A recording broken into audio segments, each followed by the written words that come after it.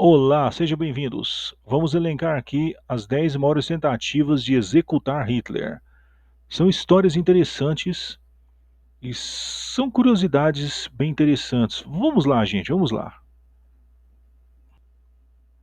Essa é a primeira, gente.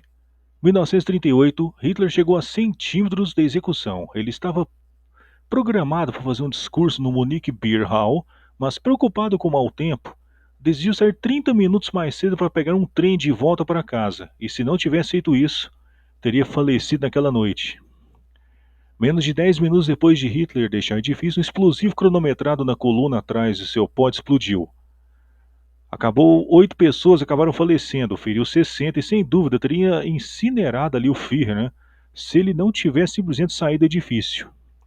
A bomba havia sido plantada por Johann Georg Elser, um carpinteiro, um membro do sindicato e um comunista. Esse rapaz da foto aí, gente. Ele havia dito a um amigo alguns dias antes que a Alemanha nunca voltaria aos trilhos a menos que alguém tirasse Hitler do poder. Com ele fora do caminho, Elser acreditava que a Revolução Comunista poderia começar. Hitler sobreviveu por causa do que a gente chama de, talvez, um ato ali de sorte, né? E Elser foi pego tentando fugir para a Suíça. Ele acabou sendo torturado e enviado para o campo de concentração de Dachau e finalmente executado. O dia seguinte ao fracasso da conspiração foi a Kristallnacht, o dia em que empresas e sinagogas judaicas por toda a Alemanha foram incendiadas. O dia, alguns diriam, que o Holocausto começou, gente.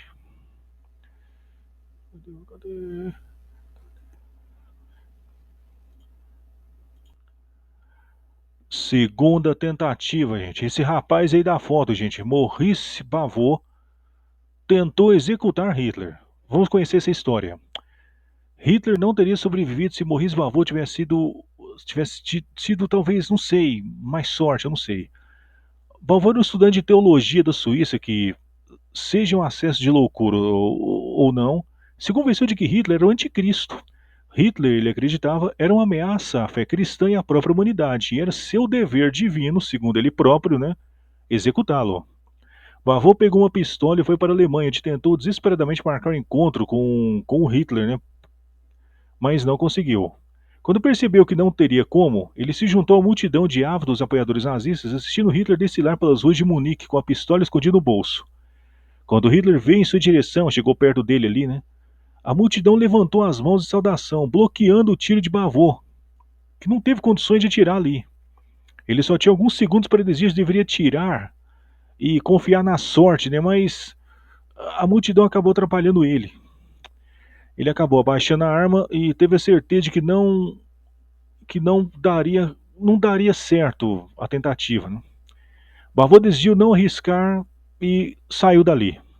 Pouco depois, em uma viagem de trem para a França, ele foi pego usando o bilhete falso. Quando os guardas vasculharam suas coisas, encontraram a arma e o mapa da casa de férias de Hitler.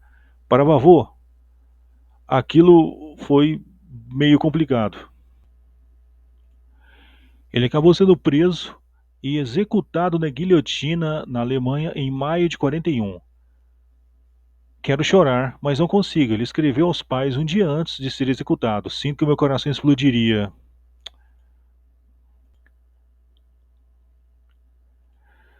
Mais uma tentativa registrada de executar Hitler, registrada pela história. Essa daqui é considerada a primeira tentativa registrada pela história de executar Hitler. Foi em 1921, muito antes do Hitler assumir a presidência da Alemanha. O Hitler estava falando no Munich Beer Hall, aquele lugar em que anos depois ele sofreria uma tentativa de execução, dirigindo-se a uma audiência massiva de centenas de pessoas sobre a glória do nacionalsocialismo, do nazismo, né? Sua multidão, no entanto, não era composta inteiramente de apoiadores. Mais de 300 pessoas ali eram oponentes ferrenhos em extremos opostos do espectro político, talvez extremistas de esquerda.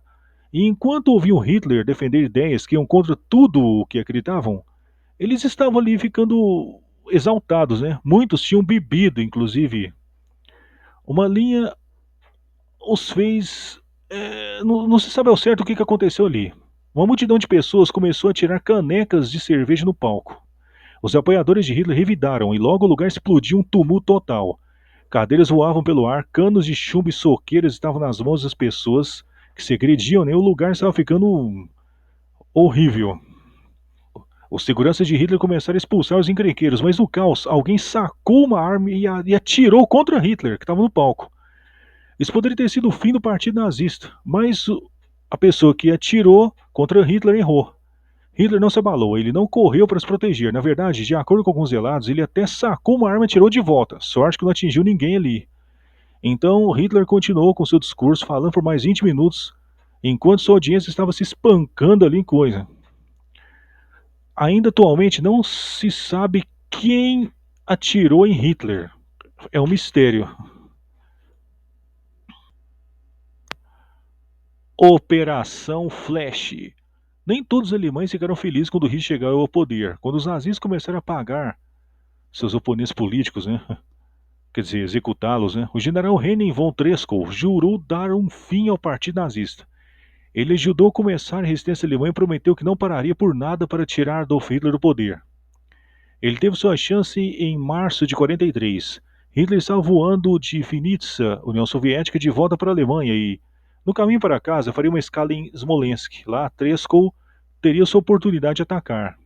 Ele entregou a um dos oficiais que voava com Hitler uma garrafa de brandy caro, acho que um tipo de vinho, não sei, fingindo que era um presente para os oficiais nazis em Berlim. Dentro da garrafa, porém, Tresco havia escondido um conjunto de bombas com um fusível de 30 minutos. O oficial caiu na gargalhada e colocou a garrafa explosiva no avião, sem saber que era, né? Explosivo. E Tresco os observou decolar, esperando para ver Hitler explodir no céu. A bomba não explodiu, gente. O compartimento de bagagem em que ele estava, em que a bomba estava armazenada, né, estava muito frio. Os explosivos não detonaram. Hitler chegou em casa em segurança, sem saber que sua vida estava em perigo. E um frenético Tresco teve que começar a ligar para as pessoas em Berlim, implorando para que tirasse a garrafa antes que alguém a encontrasse. Mais uma tentativa registrada pela história, gente. A tentativa de Rudolf von Gersdorff. O Tresco, gente, não desistiu. Pouco depois, ele elaborou um outro plano para derrubar Hitler. Alguém teria que estar disposto a sacrificar a própria vida para fazê-lo funcionar. O general nazista Rudolf Christoph Freyer von Gersdorff se ofereceu. Apesar de nazista, ele não simpatizava mais com a ideologia. No começo ele simpatizava, mas começou a perder a crença. Ele estava pronto para falecer se significasse um mundo sem Hitler. Hitler estava programado assim para estar em Berlim, abrindo uma exposição de equipamento russo capturado em março de 43, e Goering e Himmler estariam junto com ele.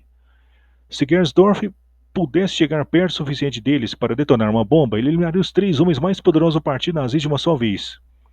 Gersdorff encheu os bolsos do casaco com explosivos preparados para explodir 10 minutos depois de ele ter acionado o fusível e foi para a exposição, lutando para parecer calmo enquanto esperava seu alvo chegar.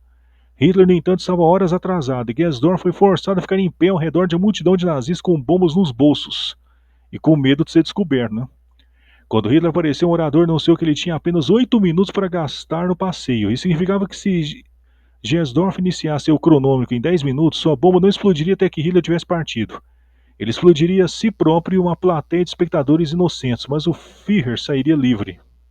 Não valia a pena o risco, gente. Gersdorff teve que ficar de pé, sorrir e assistir a Adolf Hitler passar pela exposição. E então sair antes que alguém notasse que ele tivesse algo estranho em seu casaco. Operação Foxley. Em 1944, os britânicos capturaram um dos seguranças pessoais de Hitler. Eles o interrogaram e descobriram que ele trabalhava no retiro de Hitler nas montanhas dos Alpes Bávaros, e ele estava disposto a contar a eles o que precisavam saber para executar Hitler. Quando Hitler estava em seu retiro, o segurança contou a eles que a bandeira nazista era hasteada sobre o prédio. Todos os dias às 10 horas da manhã, Hitler fazia uma caminhada solitária até uma casa de chá próxima. Por cerca de 20 minutos, ele ficava desprotegido sozinho, caminhando por um caminho perto de uma floresta onde um atirador poderia facilmente se esconder. Os britânicos tinham tudo pronto para fazer isso. Eles tinham um atirador pronto, treinado, né? E um homem de dentro que estava disposto a ajudá-los a entrar. E o plano provavelmente teria funcionado. Mas por que não funcionou? Simples. O tenente-coronel Richard Trone, no entanto, conseguiu convencê-los de que era melhor deixar Hitler vivo. Executá-lo tornaria um mártir, manteria as ideias do nazismo vivas e o estrategista melhor seria colocar no lugar de Hitler. Nessa época, o Hitler estava fazendo muita bobagem, então, muita besteira na guerra. A essa altura, a guerra estava quase acabando.